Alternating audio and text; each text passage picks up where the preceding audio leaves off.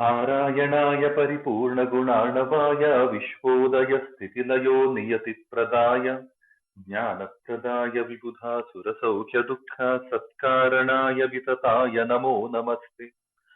नारायणं नमस्कृत्य नरं चैव नरोत्तमं देवीं सरस्वतीं व्यासं ततो जयमुदीरयेत्। देवं नारायणं नत्वा सर्वदोषविवर्जितं परिपूर्णं गुरुंश्चागीतार्थं वक्ष्यामि लेशतः। लक्ष्मीनारायणं नत्वा पूर्णबोधान् गुरूनपि कुर्मः श्रीकृष्णगीताया भाष्यादुक्तार्थसङ्ग्रहम्। Harihi Om. Welcome everyone. This is the weekly Pratipadartha session of the Bhagavad-Gita shloka. This is perhaps, we are still in the initial stages. Today we are looking at shloka number 12 of the second chapter onwards. So far we have covered till the shloka number 11 of the second adhyaya. The story so far is pretty known, I think, to most of us, that the unexpected has happened. Bhishmacharya has fallen. In the inquiry to understand what happened to the set of events that led to Bhishmacharya's fall, Dhritarashtra is having a series of inquiries. And then the explanation from Sanjaya takes us to the Bhagavad-Gita incident, the Bhagavad-Gita episode, where there is a lot of nervousness across the sides, across both the sides. Duryodhana is nervous, Arjuna is nervous, Bhishmacharya shows nervousness, Dronacharya shows the nerves, everyone is showing the nerves. And, for the fact that Arjuna starts then getting too attached to the set of people, all the great warriors, he starts looking at them in the sense of relation, in the sense of the vanity, in terms of the dearness. And then that is what led to his shoka. And then the shoka was also quite detailed. The first chapter has a lot of logical constructs, the way he kind of builds what leads to what and what leads to what, and finally why all of this is not so right. In the second chapter, we hear the first words of Sri Krishna, Bhagavan Vacha. There are a quick couple of shlokas in which Krishna delivers the message to get up and fight. And in those couple of shlokas, he lays out very beautifully the key important elements that perhaps is good for all of us to know. That every one of us may have to really aspire to become an Arya Jushta, become an Arya, which is become a Kartavya Sadhaka, become Swargapara, aspire to reach higher and higher destinations, higher and higher positions, higher and higher abodes, and then Kirtikara, do anything that creates a very good name for ourselves. And then in the pursuit of these three things, the Purusharthas, the way we understand, Klaibyam Masmagamah Partha, don't become the Napumsak or the anti-Purushartha. Very beautifully he lays down, and that perhaps is the quintessential summary of the entire Bhagavad-Gita. And he then tells Arjuna, please get up and fight. Tyaktva Chudram Hridaya Daurbalyam Tyaktva Utvishta Parantapa. Slokas number 2 and 3 of the second chapter are the first set of Upadesha given by Bhagavan Sri Krishna. That doesn't stop it. Krishna kept it very, very short. Krishna kept it very, very concise, to the point, and like a slap on the face, he tells Arjuna to get up and fight. But now the next 5 slokas from Arjuna gives us an indication that he's not done with it. He has more questions. So he keeps asking, after putting down some very beautiful points around, I cannot shoot back, looking at Drona, Bhishma, they are worthy of my worship to them. Rather than killing them, I would take up to asceticism and get into begging for a livelihood. I really don't know what is good for me, to get killed over by them or to kill them. I really don't know. My mind is completely deluded. For the people for whose sake I wish to have this kingdom, they are assembled in front of me to fight with me. So he keeps on asking a lot of these very logical points, and then finally surrender to Krishna. I surrender unto you. I am your Shishya. I am your disciple. Please tell me what is Shreyaskara. What is it that is good for me? And then Sanjaya wraps up the quick summary in shloka number 9 and 10 of the second chapter. And Sanjaya tells Sanjaya tells Dhritarashtra, the state of Arjuna. He calls him Vishidantam, the crybaby. He is like the person filled with grief, the grief-stricken person. So that's the adjective being used for Arjuna. He doesn't even take his name Arjuna, right? So he just calls him Tam Vishidantam, to that grieving person, Krishna spoke these words, right? So it's a very good significance that we are all as good as our last innings, right? So Arjuna's last performance has been that of a crying person. So shloka number 11, popularly known as the real Bhagavad-Gita by many Bhashyakara, talks about the quick message from Bhagavan Sri Krishna. The first verse of Bhagavan Sri Krishna, shloka number 2 and 3 of the second chapter, begins with a question, begins with an inquiry. Kutastva Kashmanavidam. The shloka number 11, the first message of Bhagavan Sri Krishna, the first detailed message of Bhagavan Sri Krishna, begins with talking about don't cry. That's the first and foremost thing. Whenever we have a situation, I think the first and foremost thing that we need to do is don't cry. And I think the first 20 shlokas from there on, from shloka number 11 of the second chapter till the shloka number 30 of the second chapter, these 20 shlokas, the primary underlying theme is don't cry. He begins with Ashochyam, Anvashochastvam. You are crying for those who don't deserve your cry, right? Prajnavadam cha bhashate. And we saw the couple of different ways in which we can understand Prajnavada. Prajnavada iti, which is you speak like a wise person, or Prajna Avada iti, or you speak like an unwise person. Now, irrespective, we know Prajna stands for Prakarshanena Jnanam. Prakarshati Tat Jnanam. Like, the one that jnana, that knowledge, that awareness, that really gives us enlightenment, right? That keeps us awake, that keeps us alive, that keeps us active, right? So, whenever we meet people who have met with an accident, whenever we meet people who have just been rejected in a love affair, whenever we meet people who have been abandoned by their children, the first thing that we want to check with them is their prajna all right? Are they in their senses? Are they within their consciousness? And Arjuna's state could also be the same because he admits to himself to Krishna, dharma sammodha cheta, I have lost it. I really don't know what to do. So in that sense, between the way we can understand that prajna vada iti, ya prajna avada iti, maybe prajna avada iti makes a little more sense because then it's all about Krishna trying to instill that prajna back into Arjuna's head. And that is what we see. The first 20 shlokas where the theme is don't cry. Don't cry is primarily bringing back a person back to his consciousness. Whenever a child is crying profusely, we can't engage in the intelligent conversation with the kid. The kid has to get rid of the crying or maybe offer the shoulder where they cry completely or tell them not to cry in different ways. Sama, Dana, Veda, Danda. We know different ways in which we can counsel the people, right? So the first and foremost we try to do before we can offer solution to anyone is to make sure they stop crying, come back to the senses. So don't cry and come back to the senses, they go hand in hand. Because when a person is crying, the prajna is lost. And when they have stopped crying, the prajna is retained. So when he says, don't cry, prajna vadan iti bhashase, we should perhaps look at it as prajna avadan iti bhashase in the literal sense. Though the real words from Krishna would have sounded like you speak like an intelligent person, the message is you have lost your prajna. And gata soon agata soon cha, for what goes and what remains, right? Na anushochanti panditaha. The panditaha do not cry. Now see, Arjuna is a person who keeps asking a lot of these questions. When Krishna delivered the first message of Bhagavad-Gita, that get up and fight. That's as simple a Bhagavad-Gita can get. Within those two shlokas, he completed the entire message of Bhagavad-Gita. But Arjuna had more questions, and there are 16 such instances where Arjuna keeps asking more and more questions. The first thing that we heard in shloka number 7 or 8, he says, Yachreyasya nishchitam bruhitam. Tell me, what is it that is definitively good for me, Shreyaskara for me, right? In shloka number 7, we hear that. So whenever Krishna tells something, wherever in doubt, Arjuna has the ability to interject and ask a question, right? And that keeps happening for 16 instances throughout this Bhagavad-Gita.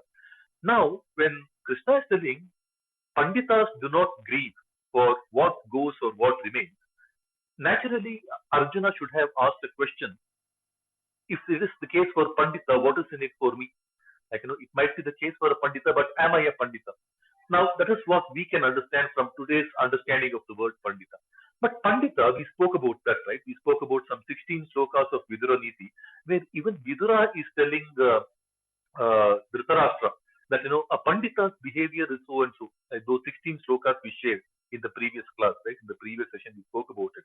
It perhaps is a full condensation of the entire Bhagavad-Gita in terms of Now, interestingly, the word Pandita was used in the Vanaparva also. When Krishna Shalva Raja, there is a tussle happening between them. There also the reminder of a Kshatriya that Pandita does these things. Now, what is a Pandita? Panda Abhavat, right? We spoke about that. It is a faculty of intellect.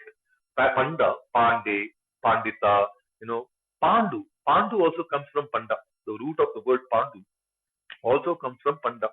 And Pandava is also a derivative of Panda, which is the Buddhi, right? So naturally, if Arjuna never asked the question as to, okay, you spoke, what is a Pandita, capable of doing? What's in it for me? Since he didn't ask this question, perhaps Arjuna got the message that a good administrator, a good ruler, a good sovereign person in charge of the people welfare, people development, protection of people, one who gets into rulership, such people should be good administrators and that naturally should possess a lot of intellect. Intellect is the primary faculty. I mean, when we look at the antakaranas in detail, we broadly categorize our antakaranas as, chitta. I mean, when we look at the Nirvana Shatkam by Adi Shankaracharya Bhagavad Pada, right? Mano, Buddhi, Ahankara, Chitta. Like, these are the four Ditkams, like, Mana, Buddhi, Ahankar, Chitta. These are the four Antakaranas that we popularly know. What is Manas? Manas is primarily the central processing unit of all the Panchendriyas, the Jnanendriyas. Because whatever we know, they are beautifully called Jnanendriyas because those are the channels through which all our jnana flows in. Whatever we know, whatever we understand, whatever there is to be known, it has to come through one of these Panchendriyas, right? So that's why they call themselves the Jnanendriyas, because they are the channel for us to understand anything. Now, the eyes will see something, the ears will hear something, the skin will touch something, and that is our primary way of processing the knowledge. Now, but there has to be a processing unit. That is the manas, right? Manas is the one that is experiencing whatever comes through the indriya. And then there is a buddhi. Buddhi is primarily the discriminating faculty, right? It has to help me understand what is right, what is not, and things like that. What is good for me, what is not good for me, what is nice and what is not nice, what is a good pleasant experience, what is an unpleasant experience, what is a good smell, what is a bad smell. Those things happen in the manas, whereas this is the right thing to eat. Though it is not tasty, taste is a faculty of the manas, but then the right appetite, right food to have is always the discriminatory power of the buddhi. That is where the intellect comes. The panda, the pande, the pandita, the pandava, all of these things are very strongly rooted in the buddhi. And then we have the ahankara. Ahankara primarily helps us all understand what is mine, what is ours. Like, it's a guru. Like, there is a lot of gravity in it. Like, there is a lot of association to things that are mine. Like, this is my clubhouse room. This is my talk. This is my session. These are my audience. Like, all of this is ahankara. Like, my name, Bharata. The minute somebody calls me Bharata, if I turn my neck, that means I have the ahankara. I have that association. I have the technician ability to know what is mine. And then comes the chitta, which is the pure atma, which basically atma. When you say atma, adatte is atma. Whatever is being received by it, like, and then paramatma. It is the supreme adatte, right? It is the supreme purveyor of everything, the supreme consumer of everything. So atma, the chitta, has a direct link to the paramatma, the supreme purusha. When we say purusha also, there is a jivatma purusha part of it. There is a paramatma purusha of it. There is always that link between atma, antaratma, paramatma link. So these are the four antakaranas that we normally speak about, right? So panda, pandita, this is to do with the buddhi or the intellect. And when we look at the first sloka, I think we spoke about that briefly. One of the philosophical, metaphysical understanding of the first sloka, Mamakaha, Pandava, Chaiva, the first sloka, Dharma Kshetre, Kurukshetre. Mamakaha reflects Mamakara, which is Ahankara, and Pandava, Panda, it indicates the Buddhi. So there is a constant fight, Kurukshetra battle happening between the Buddhi and the Ahankara within each one of us. That is something that people try to draw as an interpretation of the first sloka. So Pandita is something that Arjuna never questions. Oh, why are you telling me what a Pandita does? Not only now, I think when we come to the fourth chapter also, he uses the word Pandita for a beautiful reference.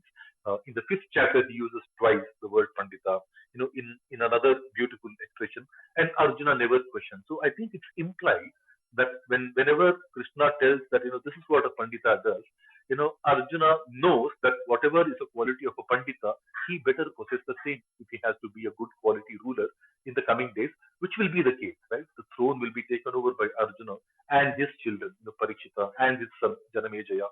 So that's the lineage of the Kuru Vamsha after this war, right? The way we see. So Nanu Shochanti Panditaha, right? So don't cry. The first message. Get back to the prajna. Second message. What comes and goes. The Panditas are absolutely equanimous, right? They don't really get flustered for what goes and what remains. Gatasun, what goes, agatasun, what does not go, right? Basically, what goes and what does not go can be the profits, okay, snatching away the profits, happiness, or the lives. Like we are all bothered about the war, where people can get killed potentially, right? So what goes, the life goes, and then what does not go, what remains, like the life that remains. For these kind of things, the Panditas do not get flustered. Na anushochanti, do not cry. Who? The Pandita. So Arjuna is listening very attentively. This entire message, this section of the Bhagavad-Gita is quite long.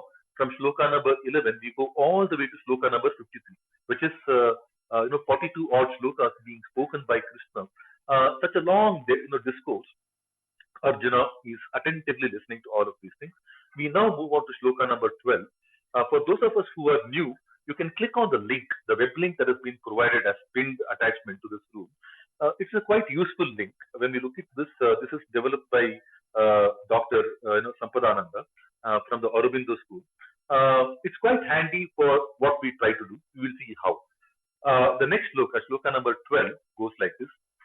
Natvevaham jatunasam natvam neme janadhipaha nachaiva na bhavishyamaha sarve vayamatah param. If you scroll down a little bit on this web page, you will see a section called Padacheda, Anvaya and Padacheda. First, we will see the transliteration, which is the same Devanagari being scripted in English, the IANS or whatever different formats we have. And then below that, we have the Anvaya. And then below that, we have the Padacheda. Let's look at Padacheda. Basically, the words that are compounded, they get split. In the Padacheda, all the words, padas, get cheda, get split, right? Natvevaham is basically na tu eva aham. Na tu eva becomes tveva. Okay. Eva aham becomes evaham. So natu eva aham becomes natvevaham. Jatu na asam. Na asam becomes nasam. Natvam na ime becomes neme. Natvam na ime neme. Natvam neme janadhipaha. Nacha eva nachaiva. Cha eva becomes chaiva, like eka eka ekaika. Nacha eva na bhavishyamaha. Sarve vayam ataha vayamataha. No sandhi, but and a becomes ma. Vayam ataha vayamataha param. So this is the Padacheda. Let's see what the Anvaya sounds. If we come up, right? So Anvaya basically is the prose ordering. Now in Samskrita we might have been made aware of it, but in shlokas many a times the words get jumbled up as compared to how a spoken language sounds. So when we do the Padacheda, we have to now rearrange the words so that it sounds all right from a spoken Samskrita perspective. So Anvaya sounds like a spoken Samskrita. Let's see what it sounds like. Natu eva jatu aham na asam natvam na ime janadhipaha nacha eva ataha param vayam sarvena bhavishyamaha. This is Krishna's message. Let's see what it means. To understand that a little better, when we scroll up a little above, we see something called the shloka, dictionary, analysis, highlight. Right? So let's click on dictionary. Dictionary, the same Anvaya. Against each of those Anvaya words, we get to see the English meaning. So natu eva, okay, na, okay, so tu, indeed, parantu, eva, indeed, right? Neither, okay, neither, indeed. Jatu, to be, like anytime, jatu. Aham na asam, I was not. Okay, so never was I not there. Like it's too many negatives. Natvam, not you. Na ime, not these. Janadhipaha, jananam adhipaha, adhipatis. not these kings of men. I mean, kings, right? So king Janadipaha need not be kings of men. It's kings of men is implied. Right? So na ime, nor these Janadipaha, the kings. And some texts will have Naradipaha, both mean the same. Naranam Adipaha or Adhipatis. Nacha eva, nor indeed. Ataha param, hereafter, forever, for eternity. Param means eternity, right? Not the future. Okay, till the future time tends to infinity. Vayam sarve, all of us, na bhavishyamaha, shall never cease to be or never be. So again, multiple uh, negatives, right? So what it primarily is meaning to say, when we click on the shloka, the link called the shloka, and come down, we get to see something called the Sri Aurobindo's interpretation. It is not true that any time in the bracket, I think we have to understand in the past, right? Any time in the past, I was not, you were not, nor these kings in bracket were there. Like, we were there. It's not true that we were never there in the past. Nor is it true, continue, nor is it true that any of us shall ever cease to be hereafter. Right? So basically, Krishna, with using too many negatives, what he's primarily telling Arjuna, you and I and all these kings have been here on this planet for eternity in the past, and we will remain for eternity in the future. Right? That's primarily what Krishna is telling. Okay, Natvevaham Jatu Nasam. Never, were you, no, never was I never there in the past. Natvam neme janadipaha, nor you nor any of these kings. Nachaiva na bhavishyamaha, nor do we ever cease to be in the future. Sarve vayamatah param, all of us till eternity. Right? So basically, Krishna is telling, looking at the continuum of the time, we all have existed forever. We all will remain forever in the future. We are eternal. So he's bringing the concept called eternality. Now, when we look at this, right, the first one he says, don't cry, get back to your senses. Okay, Panditas are equanimous, which is you. You are a Panduputra, you are a Pandava. Pandita, okay, of the same faculty, people are equanimous, and we all have been eternal beings. You, me, and all these kings that you see around. Some of for some of whom you are now trying to grieve. Right? When we click on the next tab on the top, we go to shloka number 13. Shloka number 13 goes like this. Dehinosmin yatha dehe kaumaram yauvanam jara tatha dehantarat praptir dhiras tatra namuhyati. So this shloka, when we come down a little bit, we see the padacheda. Dehinaha asmin, dehino asmin, which becomes dehinosmin. So which is the visarga sandhi, avisarga guna sandhi, and akara becomes avagraha. Asmin yatha dehe kaumaram yauvanam jara tatha dehantara praptihi dhiraha. Praptihi dhiraha, praptir dhiraha. Praptihi dhiraha, the praptir dhiraha, the visarga praptihi, the visarga in praptihi becomes dehantara praptir dhiraha. Dhiraha tatra dhiras tatra. So visarga, the two dots, becomes dhiraha tatra dhiras tatra na muhyati. I think about three sandhis in this. Let's see how this padacheda gets reassembled, rearranged to sound like a prose order. The Anvaya reads like this.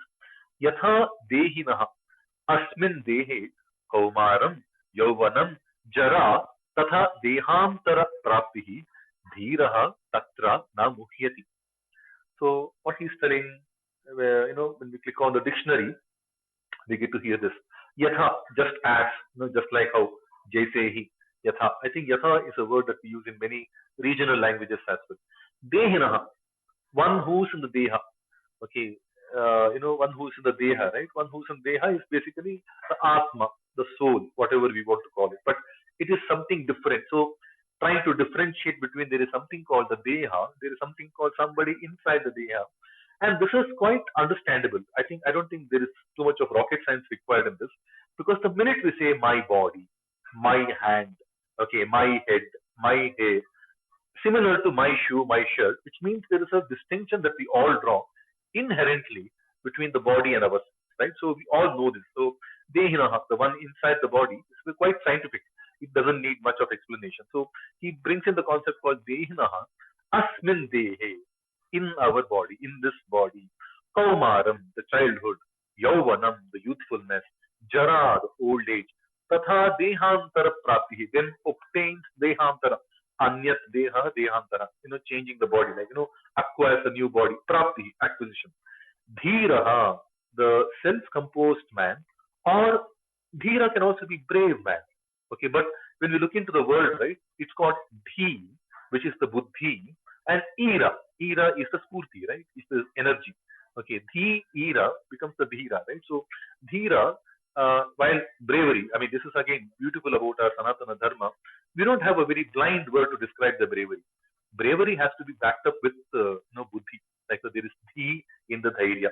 Dhairya comes from Dhira, and Dhira comes from Dhi and Ira, right? So, Dhira, the self-composed man, or the Buddhiman, or the intelligent man, or the courageous person, brave person.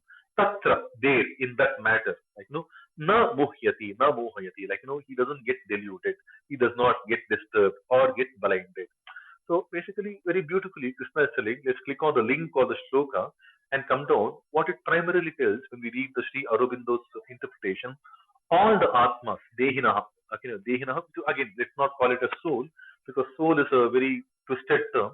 Some people might not like the term, but for the lack of a better alternative in English, you can either call it as Atma or Dehinaha. Let's call it as Dehinaha, because these words are quite common with Krishna. He uses these very impartial words. He doesn't really tell what it is.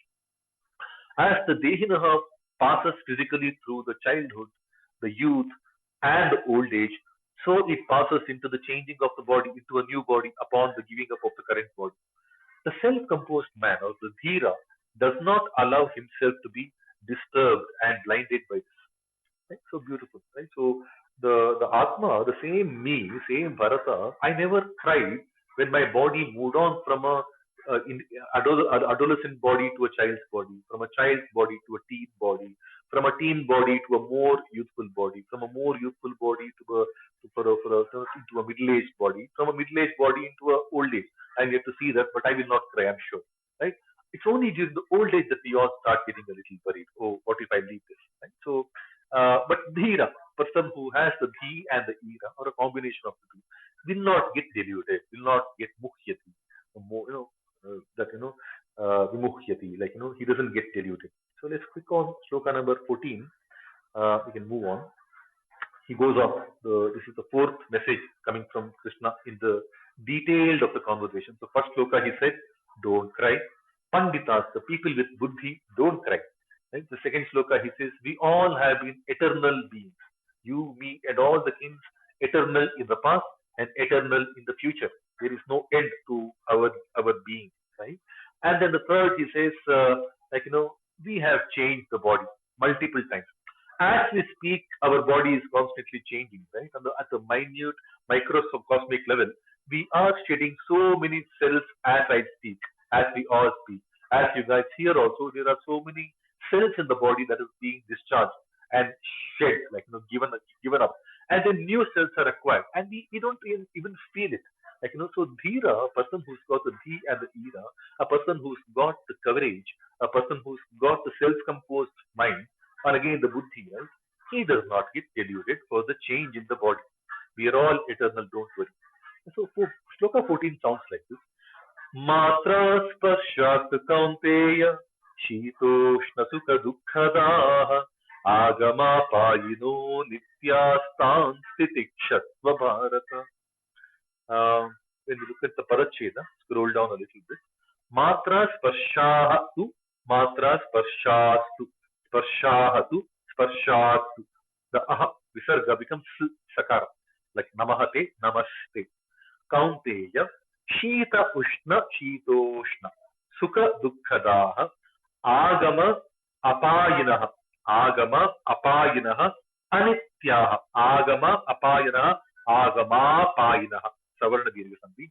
Apayinaha anityaha, apayino anityaha becomes apayino nityaha. So there is a visarga guna sandhi, and then akara in anitya becomes the avagraha, gets hidden. Tad titikshasva bharata. So anityaha Tan Anityastan. Like, there is Arjuna. Anityahatan, Tan Anityastan, Tan Titikshasva, Tan Titikshasva. There is a Sakara Agama. There is a new import of a sound called S. Sakara. Tan Titikshasva, Tan Titikshasva. Sakara Agama. So quite a few sandhis here. When we read Anvaya, it sounds like this. Hey Kaunteya. So this is something that I think we have now come to the understanding. Wherever the pronoun, the akaranta pullinga, is used without aha, without visarga, like matra sparshaha to Kaunteya or Bharata, Madhusudana, it's automatically Hey Madhusudana or Hey Bharata or Hey Kaunteya. So here, Hey Kaunteya, Shita Ushna Sukha Dukkadaha, Matra Sparshaha tu Agama Apayinaha Anityaha. Hey Bharata, Tan Titikshasva. So let's see what it sounds like. When we click on the dictionary, it says, Hey Kaunteya, Hey Kunti Putra, Hey son of Kunti. Kuntiyaha Satyam Kumar, right? Kaunteya comes from Kunti. Shita Ushna Sukha Dukkadaha, the experience of Shita, Ushna, the cold, the hot, Sukha Dukkha, the happiness and the sorrow. Matra Sparshahatu, they are indeed verily only coming from momentary contact, the material touches, right? Agama apayinaha, they are fleeting, right? They come and go. Agama apayinaha, they come and go. Anityaha, they are impermanent, they are transient, they are anityaha. Okay, so they are not permanent. Hey Bharata, oh scion of Bharata, oh son of oh progeny of Bharata Vamsha, right? Hey Bharata, which is Arjuna. Tan, those, these, titikshasva, bear, endure, learn to endure. Like, basically, Krishna is telling, after talking about don't cry, get back to your senses. Panditas, don't get deluded for what goes and what remains. We are all eternal. We have been changing the body, several times already from the childhood days to the youthful days, and some of us have come to the old age, and then we move on. And all of these experiences of Shita, Ushna, Sukha, Dukkha, they are all matras Sparshahatu. They are all only by from the momentary contact, Anityaha, Agama, Apayanaha. They keep coming and going, and they are all impermanent. None of the pain can remain for eternity, right? The pains are all transient, right? Hey Bharata, oh, Arjuna, oh, scion of Bharata Vamsha, Tan Titikshasa, learn to bear these, right? Now, look at the first condition of Arjuna, right? First thing that we heard is that, Sanjay explaining, Kripaya Paraya Vishtam Vishidam, Idam Abbravi. The crying is the first thing that we hear about Arjuna. So Krishna's response is also very, very categorical. His first says, Ashochyam, don't cry. Right? And then the first reaction from Arjuna, Drishtvevam Sajanam Krishna, after that, look at my people. Vijutsum Samupasthitam, to kill, to fight, they're all. And then Krishna's immediate response is, this is all momentary. We all have been eternal, don't worry. And then next Arjuna's condition was, see that the first chapter around sloka number 30 odd, you will see this, like, see danti mama gastrani, like, my limbs are freezing, mukham cha parishushyati, my face is getting dried up, vepatuscha sharire, my body is trembling, roma hastascha jayate, my body hair is standing upright. So all of these physical conditions, right? And Krishna is telling, they are all matras for sure. All of these feelings that we get of Sukha, Dukkha, Shita, Ushna, whatever is drying up and things like that, they are all momentary. Like Tam Titikshasva, bear with them, learn to bear with them, learn to endure them. Look at the way, and that's the reason when I started this session, I chanted one sloka which says Devam Narayanam Natva, which is in line with what the first sloka of Mahabharata Mangala says, Narayanam Namaskritya. And not just any other Narayana, right? There can be hundreds of Narayanas amongst us also. But getting very, very specific. Devam Narayanam Tattva. I go down to that Lord, God, Deva Narayana. Who, Sarva Dosha Vivarjitam. He is the one who is devoid of every bit of fault. What kind of fault can we look for here?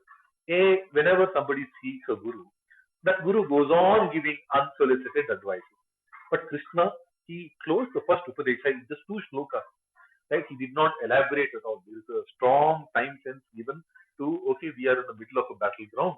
Okay, get up and fight. And then the elaborate message is coming through. And elaborate message is coming through in such a perfect sense. Whatever Arjuna expressed, whatever Arjuna went through, point by point, everything is being rebutted. Like, it's being rebutted, given back. So let's look at more of this. Okay, so that is shloka number 14. When we click back on shloka, the link called the shloka, Matra Sparshas Kaunteya, Shitoshna Sukha Dukkhadaha, Agama Payino Nitya Stam Sitikshasva Bharata. When we look at the Sri Aurobindo's interpretation, the material touches, O son of Kunti, giving cold and heat and pleasure and pain, these things are transient, which come and go. Learn these, learn to endure these, O Bharata. This English is a little corrupted. These learn to endure. Okay. Learn to endure these, O Bharata. Right? So that's the translation. We'll move on to shloka number 15. It says, Yam hina vyatayantyete purusham purusharshabha samadukha sukham dhiram somritatvaya kalpate. When you look at the padacheda, scroll down a little bit. Yam hi na vyatayanti ete yathayanti ete yathayantyete. Swara sandhis are very natural. E, A, E, A, E, A, E. But naturally the ya comes like, yathayanti ete yathayantyete. Purusham. Purusha Rishabha, Purusha Rishabha. Like, Deva, Rishi, Devarshi, right? So called the Guna Sandhi. Purusha Rishabha. Sama Dukkha Sukham Dhiram. Saha Amritatvaya. So Amritatvaya becomes So Amritatvaya. We've got to be careful in elongating the sound of so, right? Because Amrita and Mrita are poles apart in terms of their meaning. So whenever we join the Sandhi, we shouldn't say So Amritatvaya Kalpate. We should say So Amritatvaya Kalpate. So that akara, the implied akara, is quite important to bring out. Otherwise, it sounds like So Amritatvaya Kalpate. It should be Amritatvaya. So Amritatvaya Kalpate. Right?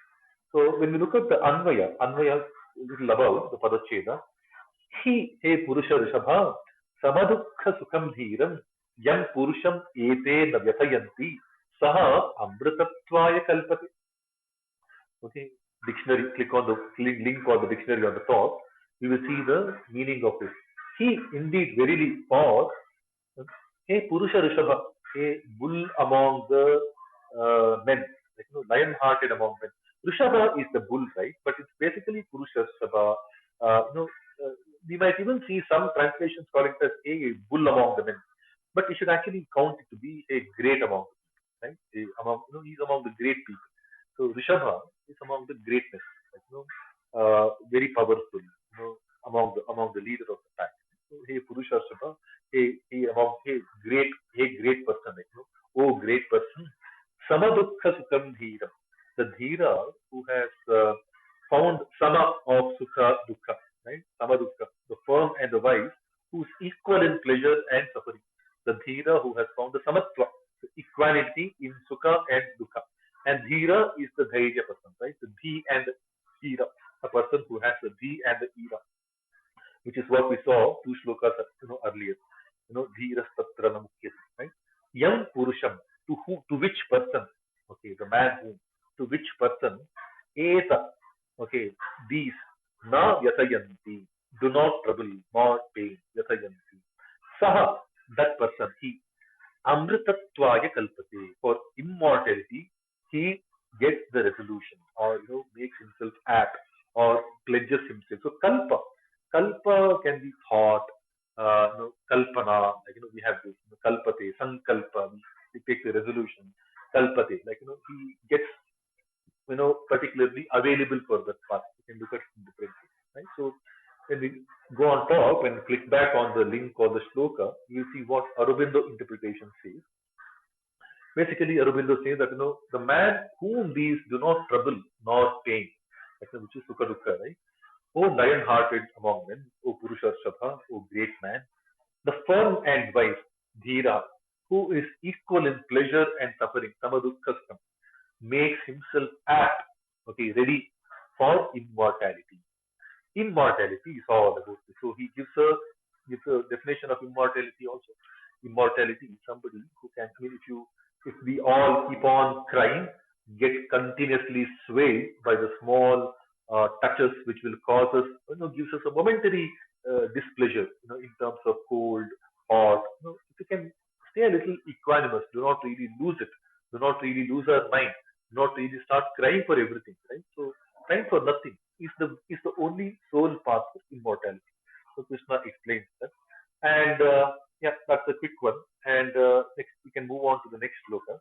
Sloka, when we click on next, we move on to sloka number 16. Sloka number 16 sounds like this. Nasato vidyate bhavo, na bhavo vidyate satah, ubhayorapi drushtonstvanayo tattvadarshivi. When we scroll down a little, we get to see the padacheda. Na asataha, na sataha. Savarna Na satah vidyate, na sato vidyate. Aha becomes O, Visarga Guna. Na sato vidyate.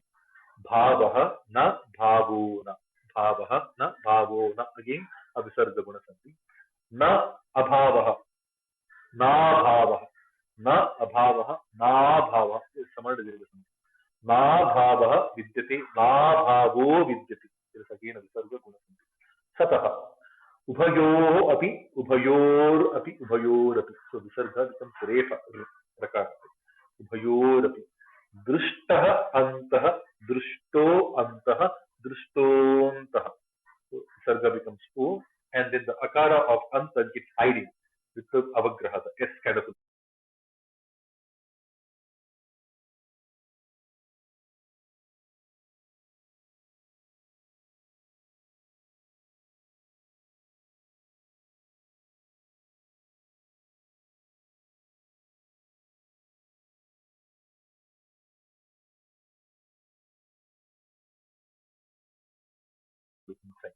Drushtontaha tu, drushtontastu, antaha tu, antastu. So visarga becomes sattva, sattva sandhi. Tu anayoho, tvanayoho. That's again a sandhi called the yana sandhi. Tu anayoho, tvanayoho, tvanayoho tattva, tvanayos tattva. Visarga becomes tattva darshibihi. So these are the breakdown of the words. When we then look into the anvaya, the rearranging of these words from padacheda, asataha bhavaha na vidyate. Sataha tu abhavaha na vidyate. Anayoho, ubhayoho api antah tattvadarshibhi drushtaha. What kind of a meaning does it give? We can go on top. We can see the dictionary. Asataha bhavaha na vidyate. Of the unreal, existence is not there. Right? There is no existence of the unreal. Sataha tu abhavaha na vidyate. Of the real, whereas indeed absence is not there. Okay, so what is real has to be there. What is unreal is not there. Right? Anayoho, upayoho, of both of these, api, also, even, antaha, the end. Okay, vakyantaha. Okay, so end doesn't conclusivity. Tattvadarshibhihi, by the people who have studied tattva. Okay, tattva is again a beautiful concept, right? Tattvadarshibhihi, drushtaha, has been seen. Okay, now we need to understand tattva. We'll come to that a little later. But see, this is one of the most vexing shlokas. It can get into loops. The more we think about this, it can get into loops after loops. But at the high level, I think the meaning given in this website is quite adequate. Let's see what the interpretation is from Aurobindo before we can quickly touch upon the core concepts of tattva. One of the schools of tattva. I will perhaps take an example of what comes from the Patanjali Yoga Sutra because the tattvas vary. But before that, let's see what Aurobindo interpretation says. On the top, if we click on the link or the shloka and scroll down a little bit, Sri Aurobindo's interpretation says that which really is cannot go out of existence, just as that which is non-existent cannot come into being. The end of this opposition of is and is not has been perceived by the seers of the essential truth, by the seers of the tattva, by the tattva has been perceived by the Tattva-darshibihi. Right? So tattva is such a beautiful word because this is the first time, the second chapter, we hear the word tattva. And tattva is basically essential truth. Of course, it is. If we have a question like, what is this life, universe, and everything? To people who have studied, read about Douglas Adams, Hitchhiker's Guide to Galaxy, and things like this, will know this phrase: life, universe, and everything. Tattva is one such thing which explains life, universe, and everything. Whatever we know around us can be explained through the essential tattva. If you look at the Patanjali Yoga Sutra, I think there are different tattvas. Right? Like there is a Charvaka tattva. Charvaka spirit, there are only four things that make up this entire universal, material existence: the earth, the fire, the water, and air. The four elements. That's the Charvaka tattva. They don't believe in anything more than that. Okay, then there are Jaina tattva, Bauddha tattva. There are some 8 elements that they believe in. And then we move on to, I think, Kapila Maharshi, one of the first expositions of tattva, elaboration of tattva came from Kapila Maharshi. But I think most popular one, see, like, for example, the Patanjali Yoga Sutra tattvas can list up to 26 different tattvas, and we will see what those 26 are. Like, for example, at the base level, at the very bottom of the tree, if we have to look at it, the first thing that we see is the Pancha Bhuta, Pancha Bhuta, basically the earth, the water, the tejas, the light, okay, the vayu, the ether, and then the akasha, the space. So these are the pancha tattvas. Okay, the way they came about being, like if you look at any of the Puranas, the shortest could be Vishnu Purana. Little nicely could be the Bhagavad Mahapurana, or look at the Markandeya Purana. Any Purana will tell us, the brief history of time.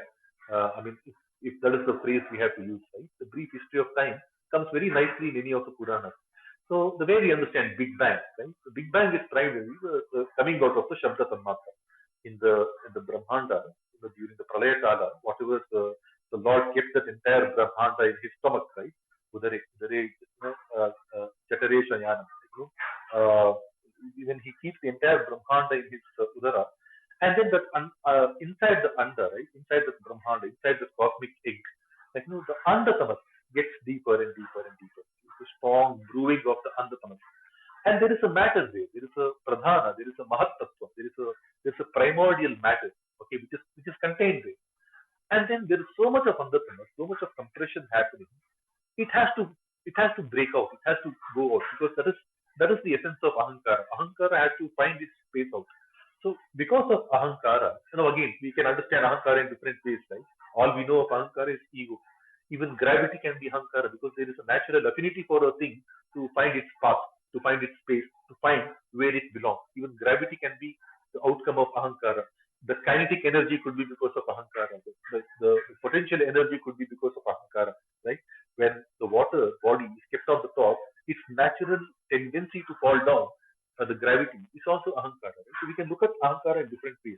But ahankara, when applied to this andatamas, the mahat tattva inside the andatamas, it gets on condensing, and suddenly, the sound comes, right? Shabda Tanmatra comes. The first thing that comes as a creation is Shabda Tanmatra. The Western science calls it as the Big Bang or whatever. But we say Shabda Tanmatra came out first. But how can Shabda come? Shabda cannot come without a medium to convey the Shabda. So the first thing that came out along with the Shabda is the Akasha, the space came. Because without space, the Shabda cannot move. So the first element among the Mahabhuta, the first thing that came is Akasha. And we call it Akasha because that is the opportunity. It gave the Avakasha. It gave the Avakasha for like, so Kasha, Avakasha, Prakasha, Sankasha. So all of these, we can add different prefixes to it. And then we can derive some slightly different meaning, which are all associated. Upasarga, we call them Upasarga, right? So Kasha, Sankasha, Akasha. So Akasha came to primarily conduct the Shabda Tanmatra. And then Shabda Tanmatra, the sound experience, was again getting condensed. Because Shabda alone cannot do much, right? It's undergoing a lot of transformation in itself. Like, it's getting condensed. While expanding in this space, it is expanding, but it's also condensing. Suddenly, Shabda Tanmatra has to become something called the sparsha. It has to become touch. But how can we have touch without a medium that can convey the touch? Space alone cannot give us the touch experience. There has to be minimum ether available for us to experience the touch. We can all experience the wind coming and touching our skin, but we can't experience akasha coming and touching the skin, right? So touch, sparsha, for sparshas to actually materialize, for sparsha to actually get conducted, we need the vayu, the ether. So vayu came into being. From akasha, vayu came. Right? So for the condensation of the shabda, sparsha came, and to facilitate that, from akasha, the vayu came. Okay, and then much more condensation of the sparsha, sparsha, sparsha. Sparsha cannot alone do much. It has to take up a shape. The rupa had to come. But the rupa cannot materialize without a medium to conduct that rupa, right? So then came the tejas, the jyoti, the light came into being, right? So from akasha came the vayu, from vayu came the jyoti, the tejas, right? And then that helped us to achieve an experience called the rupa. We could see the form, right? And then rupa started condensing, condensing, condensing. It had to become rasa. It had to become taste. So taste cannot get conducted within the jyoti. So the water body came into being, condensation. So from jyoti, from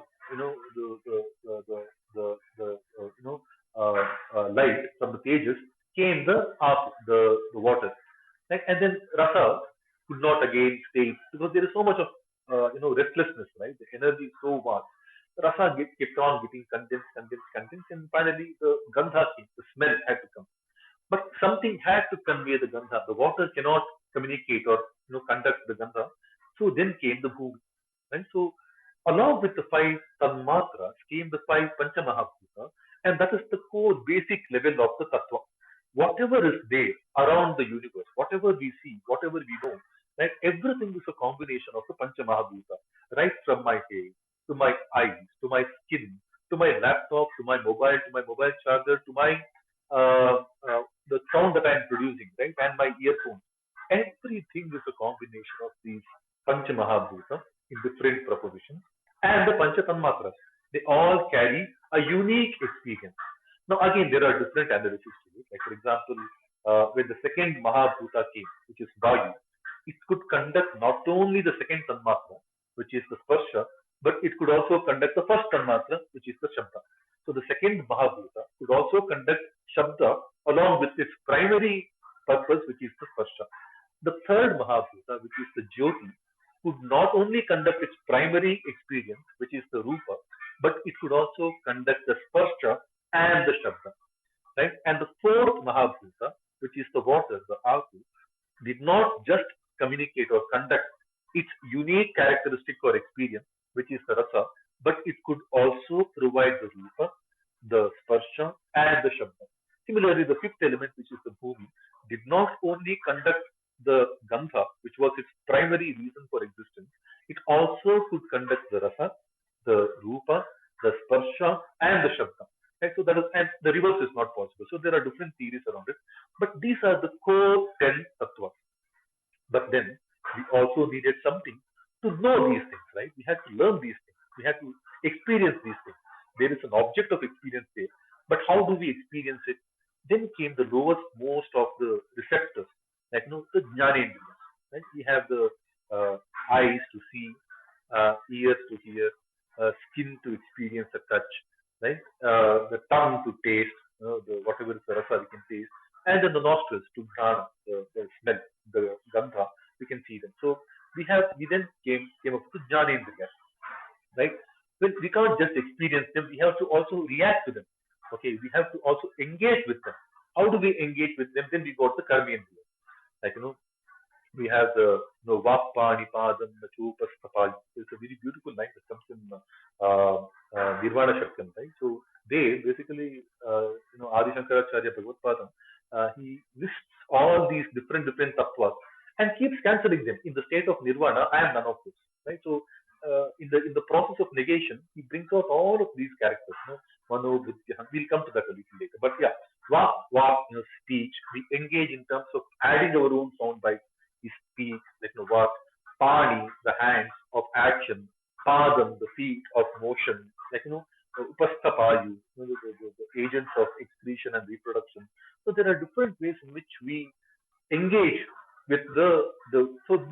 these 20, the Pancha Karmendriya, the Pancha Jnanendriya, the Pancha Tanmatra, and the Pancha Mahabhuta. These 20 became the lowest tattva, the lowest of the tattva. Remember, I mean, when we spoke about the beginning of this entire session, we started looking at the 15th chapter as the lock, as the key to unlock the Gudhartha, some special meanings of Bhagavad-Gita. Right? So the second chapter is with the second sloka of the Purushottama Yoga, right? Which says Adhaschordhvam Prasitas Tasya Shaka, from bottom to top. Okay, now we are talking about the bottom tattva, which is basically the Pancha Mahabhuta and the Pancha Tanmatra. That's what even Krishna just spoke in the previous sloka. Matra Sparshatu. Matra means Tanmatra, the experience, the touch, Matra Sparshatu. Only the contact of these Tanmatra. Shita, Ushna, Sukha, Dukkha. Do we experience these Sukha, Dukkha, Shita, Ushna, and all of these things? So Matra is the Tanmatra there, the lowest of the tattva. So Tattva Darshibhi is being used. So Tattva is, can be understood to be the lower 20 tattvas, which is the Pancha Mahabhuta, Pancha Tanmatra, Pancha Jnanendriya, and the Pancha Karmendriya. And then how do we process the information? We spoke about that, right? The Antakarana come into play. Then we have the Manas, which will experience nice and not so nice. Oh, this jamun is so tasty. Oh, this pulav is so horrible, right? So our Manas can experience, oh, such a beautiful weather. Now we really don't know what is so much about the weather. Okay, even the jalebi can be amazing, while it can cause constipation for me. What is right and what is wrong comes in the buddhi, the second faculty. Right? So there is Manas, which processes all these signals that come through the Indriyas. It is called the 11th Indriya. The Manas is always called the 11th Indriya, Ekadasha Indriya. That is perhaps the reason why there is so much of significance for Ekadashi. It's the 11th, right? It's all about Indriya Nigraha. We will come to that a little later. But yeah, Ekadashi has a significance. 21 as a number has significance because it is Manas and the 20 tattvas below. All the 20 tattvas and the 21st Manas, together we offer everything to Ganapati. Whenever we offer 21, laddus, 21 sweets or 21 different flowers, 21 modaks to Ganapati. 21 signals, one of the significance of the 21 is these 21 tattvas, Manas and the 20 lower tattvas. So tattvas are very important. On top of the 20 lower tattva, we have the Manas, and then we have the Buddhi, then we have the Ahankara, and then the Chitta. Mano, Buddhi, Ahankara, Chitta, right? So we can hear that. That's a very beautiful shloka. Mano, Buddhi, Ahankara, Chitta, Ninaham, Nachashrutra, Jihvela, Chankrana, Netre. He talks about all the tattvas, right? Mana, Buddhi, Ahankara, Chitta, Shrotra, Jihva, Dhana, Netra, Nachavyoma, Bhumi, Natejo, Navayu, all the elements. So, counting all these tattvas and then negating them all in a lock, stock, barrel and say, I am none of this in the state of nirvana. Because nirvana means nihi vana. Vana means body, the kosha. So, in the bodilessness, in the non-materialist space, I am none of this, which is very, very logical. So, this is not to talk about that, but yeah, that sloka is important for us to understand what is tattva. So, there are 20 lower tattvas and there are 4 higher level tattvas. But these higher level tattvas are there, Mano, Buddhi, Ahankara, Chitta, right? These 4 are rooted in the Moola Prakriti. All the Mahats and things like that, they are all rooted in the Moola Prakriti. That becomes the 25th tattva, right? And then on top of that, we have the Purusha, the Ishvara. We can call it differently, or sometimes we combine the Chitta as part of the Moola Prakriti and then call Purusha to be the next person. And top of that, the Ishvara comes into play. So there are different tattvas. If you look at the Shaktiya textbooks, if you look at the Shaiva textbook, there are many more. Like the Shaktiya traditions will talk about some 36 different tattvas. The Shaiva schools talk about some 33 different tattvas. So the number of tattvas are differently understood by everyone in each and every philosophical school of thought. But nonetheless, they are primarily made out. They are primarily listed out to get the understanding of life, universe, and everything. How we understand life, universe, and everything is coming through the tattva. Now, in the tattva, there are people who understand this tattva in great length, right? They are called the tattva darshibhi. Okay, that's tattva darshanakara. They have said very clearly, for what that is asat, okay, bhavaha nadidyate, whatever that is untrue, there is no existence. And to satahatu, for what is true, though, abhavaha na vidyate. There is no non-existence. I mean, what is the relevance of this to Krishna's message to Arjuna's story? See danti mama gatrani. Okay, there is a lot of existence, right? They are all physical conditions, which means they are existing. And Krishna is telling, okay, they are all real. Okay, they might be real, they are all real. He's not even negating it, he's not even rubbishing it. That is one way of looking at it. Right? What is real has to exist, what is unreal cannot exist. But Sat Asat, when we go further and further into Bhagavad Gita, and this is where we have to do repeat chintana of all these shlokas, there are different meanings of the word Sat that come. Sat can also be what is good, not just what is real, what is good. Sadhu. Sadhu becomes Sat, like Sadhu Bhave, Sat Bhave, Sadhu Bhave. We get to hear that little later in Bhagavad Gita. We get to hear from Krishna's own words. We get to hear different interpretations of the word Sat. Right? So at that time it could be what is good, what is not good. Right? So in that instance, Krishna might be telling that what is good for you. Okay. In Asat, in untrue. Okay, what is not true? That my body is the final destination. Like, not being cognizant of the fact that my body is momentary, my true self is eternal. That is what he started telling, right? Natveva Jatunasam, sloka number 12. We are all eternal people. We have been migrating bodies from the youthful days to the middle days to the olden days and then to the new body once we give up this old body. Okay, that is the reality. If you don't accept this reality, you are not doing good to yourself. Like asat then becomes not good. Sat becomes what is good. So understand, because this is what is your amritatvaya kalpate, right? If you really want to get to the path of immortality, this is what you need to believe in. So this verse can give out multiple different meanings, and I would say focus little more on each and every word. And not only that, sometimes you can also play with it, because, like, for example, for people who have understood something a little better, try imagining the avagraha. Okay, nasato vidyate bhavaha, vidyate abhavaha, nasataha na asataha vidyate abhavaha. Asat also doesn't have abhava. Like, start looking at it from that angle, it will get on, like a Mobius strip, endless amount of thought process. This is one of the most vexing shlokas of Bhagavad-Gita. I will just talk with two different interpretations. One is the Sat, Asat being good and not good, and one for Sat and Asat being true and untrue. In true and untrue, his physical conditions are all real. In good and not good, we can count that, please understand the reality, which is the Atma being very, very eternal in nature. So there are different ways we can understand that. Not to confuse too much, let's move on. Right? This shloka can go on and on for a very, very long time. We'll move on to shloka number 17. It goes like this. Avinashitu tadvidhi yena sarvamitam tatam vinashamavyayasyasya na kaschit kartumarhati. So we'll see the padacheda a little below. Avinashi, to tat vidhi becomes tad vidhi. Yena sarvam idam tatam vinasham avyayasya asya avyayasyasya. There is a savarna dirgha. Na kaschit kartum arhati. Let's see what the anvaya sounds like. Avinashi to Avinashi tattu vidhi. Yena idam sarvam tatam. Asya avyayasya vinasham kaschit na kartum arhati. Right? What is the meaning of this? When we click on the dictionary, we see this Avinashi, without vinasha, na vinashi, without the vinasha, without the nasha, visheshtaka nasha, right? So without any nasha, which is imperishable. Okay. Tat tu vidhi, that alone, please know that, John Doe. Yena, from whom, by which, idam sarvam, all of this, tatam, has extended, has progressed. Asya avyayasya, of this unchangeable, immortal spirit. Avyaya means navyaya, navyeti, that does not change, right?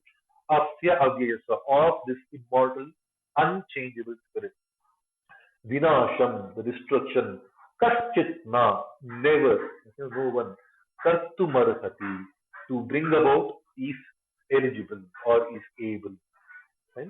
So what does it say? When we click on the shloka link again and come down a little bit for Aurobindo interpretation, it says, know that to be imperishable, by which all this is extended. Who can slay the immortal spirit? Okay, now he says, all these things have come from that supreme imperishable, which is all this Atma. I think he's hinting at Atma Paramatma, right? All of this Atmas have come from the Supreme Paramatma who cannot be slain at all. Avinashi, who's now Nasha, right? Nasha is a very funny word. We understand destruction. That's the interpretation we see, right? Now, this is where I think Mahavaraha Purana has a beautiful definition of the word Nasha, right? It says, Anityatvam Deha Hanis Dukkha Praptira Purnata Nashaha Chaturvidaha Proktaha Tadabhavaha Harehe Sada. It says like, Anityatvam Deha Hanis, Anityatvam Deha Hanis Dukkha Praptira Purnata Nasha Chaturvidho Prokta Tadabhavo Harehe Sada. It basically means Anityatvam, not being current, not being Nitya. See, this is the problem that we all possess. We are all either brooding over the past or worrying about the future. Okay, we hardly stay current. Like even when we are in a satsang like this, we keep thinking, our thoughts keep wavering forward and backward. So anityatvam, dehahani, destruction to the body, bodily damage, bodily harm. That's one. But we count that only to be the nasha, but destruction, annihilation, dehahani, dukkha prapti, getting dukkha, obtaining dukkha, apurnata, feeling incomplete. These are the four. Nashaha chaturvidaha prokta. There are four types of nasha. These are the four types of nasha, which is anityatva. Being non-present is also nasha. Okay, we are destroying ourselves. Deha hanihi, harming the body is also nasha. True. Okay, dukkha prapti, acquiring dukkha, acquiring sorrows is also nasha. And apurnata, feeling incomplete, it is also nasha. So there are four types of nasha. Tadabhavo Hare Sata is something that we keep adding, but that Avinashi that has been explained, right? So Tadvidhi, Yena Sarvamidam Tat. This primarily referring that all these Atmas have come from the Supreme Paramatma. Okay, who is Hari? Who is the Supreme Narayana? Right? Narayanam Namaskritya. We all begin, at least in Bhagavad-Gita, we can be sure, because it's all coming from Mahabharata. Who is the God? There is no second word for it. I mean, we can all call the God by different names, but at least when we do the Adhyayana of Mahabharata, the God is only one. Krishna, Hari, Vishnu, whatever we want to call it, right? So he, Tadabhavo Harehi Sada. That Hari is the only one who doesn't have, who doesn't have any of this. That Abhava, like, all of these four types of Nasha are completely escaping Sri Hari alone. He is the only one who doesn't have all four. Like, everybody is. We're all such lesser mortals that we will have all four all the time. Anityatva, I think we are all Anityas. Like, Dehahanihi, we will keep crying, for all the time. Okay, Dukkha Praptihi, we have plenty of Dukkha. Apurnata, none of us feel complete. Right? So, for us, we have plenty of each four categories. But when we go higher and higher and higher, Mahalakshmi is one person who doesn't have three of these, or four. She has Apurnata as a Nasha, because she is never complete without Sriman Narayana. That's why we keep saying Lakshmi Narayana. Lakshmi can only get complete with Sriman Narayana. So, other than her, I think everybody will have these problems, right? So, Narayana doesn't have all four. Lakshmi doesn't have three of those. But we people, we have plenty of all four. And that is basically what this shloka is trying to say. Like, Avinashi, that supreme person, Yena Sarvamidam Tatam, from whom all of this has been extended. Okay, this Atma is primarily an Amsha of the Paramatma. And I think we heard that. We heard that when we looked at the 15th shloka. And this is where, beginning the Bhagavad-Gita study with the 15th Adhyaya, the 15th chapter, Purushottama Yoga, makes a lot of sense, because we heard that one shloka, in shloka number 7 in the 15th Adhyaya, it says, Mamaivaamsho Jiva Loke, Jiva Bhuta Sanatana. Okay, all the Jiva Bhutas are my own Amsha. They're all tiny specks of my own existence, right? So, all of this as extended from that Avinashi. Who can slay? Okay, now this is very important, right? Because when you look at the later developments of Arjuna in terms of the way his Vishada develops deeper and deeper, one of the first things after explaining his physical condition is Etana Hantumichami Natopi Madhusudana. I don't want to kill them. Okay, even if I were to get killed, Nataha, even if I were to get killed, Etam, all these people, Nahantumichami, I don't wish to kill. Now Krishna is telling who is able to kill anyone, right? Very beautifully. So you look at the rebuttals coming from Krishna, not that he needs to give a rebuttal, but it is pointed, one by one of the arguments of Arjuna, he is giving it back very beautifully, right? So that's the interpretation of this shloka, shloka number 17. Let's quickly move on to shloka number 18. Antaranta ime deha nityasyoktah sharirinaha anashino prameyasya tasmad yudhyasva bharata. So the Padacheda goes like this. Antavantaha ime deha. Okay. Deha nityasya. Deha nityasya. Deha nityasya. Antavantaha. Ime antavanta ime. So there is a visarga lopa happening in two instances. The aha, the two dots, they go missing. Lopa. Antavantaha ime, antavanta ime. Deha nityasya uktaha, deha nityasya uktaha. So aha goes missing in both instances. Nityasya uktaha becomes nityasyoktaha. A plus u becomes o. Okay. Gita Upanishad, Gitopanishad. We say that, right? So Nityah, Nityasya Uktaha, Nityasyoktaha. A and U becomes O.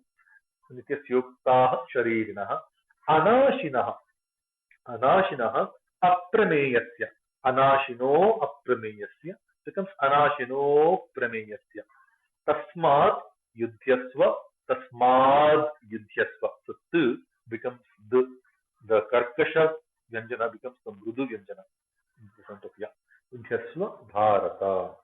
The Anvaya, the prose order, right? Just above the Padacheda, we see this. Anashinaha Aprameyasya Nityasya Sharirinaha Ime Dehaha Antavantaha Uktaha. Tasmat He Bharata Yudhyasva. And again, pointed, right? So we'll see what it means. Go on top. We will click on the dictionary link. Anashinaha. Okay, the indestructible without nasha. Na nashinaha, anashinaha. Aprameyasya, incomparable. Aprameya. It is na prameya, incomparable, but it says illimitable. Aprameyasya, without any prameya, without any comparison. Right? There is no limit. Yeah. Aprameyasya, na prameyasya. Nityasya, which is again we saw the nityatva, right? Nityasya of the eternal. Nitya again, very important word, right? Nitya is eternally current. Always eternal but also current. Nityasya of the eternally current. Sharirinaha, like how we saw the Dehinaha in one of the previous shlokas, shloka number 13, I think. Okay, Dehinaha, the one inside the Deha. Similarly, Sharirinaha, Shrira, so Sharira, inside the Sharira, the one who is the dweller of the Sharira. Okay, of the Atma. Sharirinaha, of the Atma. Now see, he does not take the word Atma. In Bhagavad-Gita, we don't hear the word Atma in the second chapter. But look, any random English translation, you will see the word Atma left, right, center everywhere. So, it's all implied. Right? It's all implied there. Sharinaha, ime dehaha, these bodies, antavantaha, have an end. Uktaha, are spoken of. Tasmat, therefore, he Bharata, O Bharata, yudhyasva. Now he is coming to the ultimate reality. When you click on the link called the shloka, we will come down a little bit. Sri Aurobindo's interpretation. Finite bodies have an end, has been thus spoken. But that which possesses and uses the body, which is the Sharirinaha, is infinite, Anashinaha, illimitable, Aprameyaha, eternal, Nityaha, indestructible, Anashinaha. Like, therefore, Tasmat, O Bharata, O Arjuna, get up and fight, Yudhyasva, fight. That is not there. Get up and fight. Right? So again, he's coming back to the thing. You're all bothered about the body. The Atma is eternal. Don't bother about it. Okay, if you think that you are killing someone, that is not right. Who can no kaschit kartum arhati, no nakaschit kartum arhati. Nobody is capable of slaying that which is eternal, right? But the body has a finite lifespan. Okay, it will go. You don't have to really worry about it. Get up and fight, right? So very beautiful explanation coming. Now, when you click on the next, we move on to shloka number 19, right? य एनं वेत्ति हन्तारं यश्चैनं मन्यते हतम् उभौ तौ न विजानीतो नायं हन्ति न हन्यते. So padacheda य एनं, so visarga lopa, एनं वेत्ति हन्तारं यः च यश्च च एनं शैनं. So there are two sandhis, यः च यश्च, there is a visarga chutva sandhi, and cha enam vruddhi chainam. मन्यते हतम उभौ तौ न विजानीतः, विजानीतः न विजानीतो न. So visarga becomes o, right? The guna sandhi. Vijanito na ayan nayam. This is savarna dirgha. Hanti na hanyate. Right? Now let's see what kind of a meaning it gives. I think this is again summarizing whatever has been spoken so far. So when we look at the dictionary, we see that yaha enam hantaram vesti. He who thinks, veti, he who regards, enam hantaram, that this bracket the soul, right, atma, is the slayer. Okay. Yaha cha enam hantam iti manyate, and also the one who considers this to be killed is slain. Okay, one who thinks that this can be killed also. Ubhau tau na vijanitah. Both of them are false. They both of them are failing to perceive the truth. Vijanita, na vijanita. Ayam na hanti. This one cannot kill. Na hanyate, nor can be killed. Right? So again, back to the same shloka.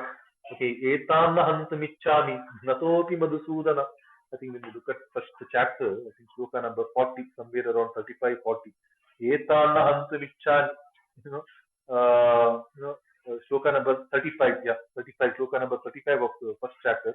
Etanna hantamichami natopi madhusudana. Again, then goes on to say, Nihatya dhasa rashtraanna ka pritisya janardana.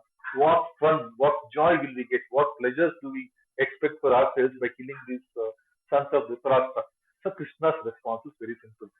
Yaha enam hantaram iti veti, yaha cha enam hantam iti manyate, ubhau tau na vijanitah, ayam na hanti na hanyati. The one who thinks that, this Atma to be the slayer, or this Atma can be killed, both of them haven't really understood anything. Like, this Atma can neither be killed, nor it can kill. Right? Rebuttals, rebuttals are coming one by one. Let's come back to the shloka link and come down the page a little bit, and we'll see Sri Aurobindo's interpretation. He who regards this Atma as the slayer, and he who thinks that it is slain, both of them fail to perceive the truth. It does not slay, nor is it slain. Right? Very simple. We'll move on to shloka number 20. Shloka number 20, slightly different in its chandas, right? न जायते म्रियते वा कदाचिन्नायं भूत्वा भविता वा न भूयः अजो नित्यः शाश्वतोऽयं पुराणो न हन्यते हन्यमाने शरीरे. So the padacheda goes like this. Na jayate, mriyate, va kadachit plus na kadachinna, chit na chinna, right? Kadachit na ayam nayam. Savarna dirgha sandhi, anunachita sandhi. There is two sandhis there. Bhutva abhavita, bhavita, va na bhujah, ajah nityah, ajo nityah, nityah shashvatah ayam. Shashvato ayam becomes Shashvatoyam. Puranaha na Purano na hanyate hanyamane shari. There are few visarga sandhis and one anunachika sandhi and one savarna dirgha. There are few sandhis. I was just reading them. Let's see what the anvaya sounds like. Anvaya sounds like this.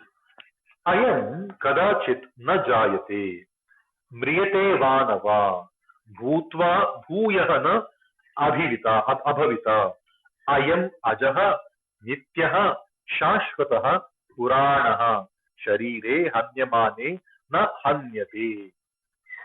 This is a very important shloka from multiple grounds. He just explains what he explained in the previous shloka. Let's click on what it's trying to say when we look at the dictionary. Ayam kadachit na jayate. This never is born. Like he is never, anytime, kadachit na jayate is not born. Never is this born. Which is this? The sharirinaha, the dehinaha, the one inside the deha, the one inside the sharira is never born. Nava bhutva bhuyaha na bhavita. And also, like na na jayate mriyate eva. Okay, sorry, before that. Kadachit na jayate mriyate eva. Nor does it die. Nava bhutva, nor does it having come to being. Bhuyaha, again, na bhavita, will never come into being. Ayam ajaha, this one is unborn. Nityaha, is eternally current, like sempiternal. Okay, Shashwataha, everlasting. Okay, Puranaha, a very ancient. Sharire Hanyamane, in the slaying of the body, Na Hanyate, will not get slain. See, this is very important because it is primarily giving the same message as the previous shloka, right? The previous shloka was talking about ya enam veti hantaram, the one who thinks that this can be the killer. Yaschenam manyate hatam, nor can think that this can be slain. Ubhavtavana vijanite, both of them are false. Okay, but here it is a little more elaboration of the same thing, which says that the Sri Aurobindo's interpretation reads like this: this is not born, nor does it die, nor is it a thing that comes into being once and passing away will never come into being again. It is unborn, it is ancient, it is eternal, eternally current. It is not slain without the slaying of the body. Right? The only little more finer explanation of what was spoken in the previous shloka. But I think more importantly, right, both these shlokas together, they are primarily explaining one additional thing when we look into the details of the shlokas, right? The previous shloka says, ya enam veti hantaram, yaschainam manyate hatam, subhautau na vijanito, nayam hanti na hanyate. Now, this is very, very strikingly similar, very exact words from Kataka Upanishad, right? In the Kataka Upanishad also, the conversation between Yamadharma Raja and Nachiketa, there is like Hanta chen manyate hantu, hataschen manyate hatam, ubhautau na vijanito, nayam hanti na hanyate. Right? So this is the exact line from Kataka Upanishad. Then the next one, Krishna is telling, Najayate mriyate va kadachin nayam bhutva bhavita va na bhuya ajo nitya shashvato yam purano nahanyate hatyamane sharire. This sounds strikingly similar to another shloka from Kataka Upanishad, which is just next to what we heard the previous thing. Like, Najayate mriyate va vipaschin nayam kutaschinna babuva kaschit ajo nitya shashvato yam purano nahanyate hanyamane sharire. Very, very minimal changes to the words between what is stated in Kataka Upanishad and what is stated in this Bhagavad-Gita shloka. Now, very importantly, why is Krishna quoting from Kataka Upanishad? Because see, there is a point that Arjuna made, which has sounded like a very important word, right? Narake niyatam pataha bhavati tyanushrama. We have heard that for people like this, Naraka is a permanent. Basically, Arjuna was flaunting that I have read the scriptures. I know what the scriptures say. The scriptures tell these things. By doing this kind of a Gora Papa, in engaging ourselves in this great gory war, we will be relegating ourselves to the permanent Naraka. That is what the scriptures say. Krishna is not telling Arjuna, this is what the scriptures say, or that is what the scriptures say. Krishna is directly quoting the scriptures. Now, Arjuna knows these things. Kataka Upanishad is perhaps one of the earliest Upanishads. Right? Upanishads are the first initiation whenever we enter the Gurukula. Perhaps Upanishads is where the first lessons begin with, right?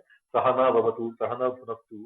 All of these are initiation mantras. The Shanti mantras that we use for the Upanishads, they are all the initiation mantras. Let us travel together, let us learn together, let us get blessed together. These kind of words coming from the Guru to the initiated disciple. These are all very, and then whenever we look at the top 10 Upanishads, Kataka Upanishad is perhaps the third or the fourth, after the Ishavasya, Kena, maybe the Shatprasna, and then we come directly to Kataka in terms of the study. This is one of the earliest Upanishads. And also Kataka is significant that it comes from Katinatva, right? Katin, Kata is coming from the same root as cutting, very difficult. And this is definitely a difficult time. The war is definitely a difficult time. So Krishna not only explains the eternality of the Atma, for the claim that Arjuna made, that I have read the scriptures say that engaging ourselves in gory war like this, the scriptures say we will be permanently relegated. Narake niyatam vasah bhavati tyanushushama.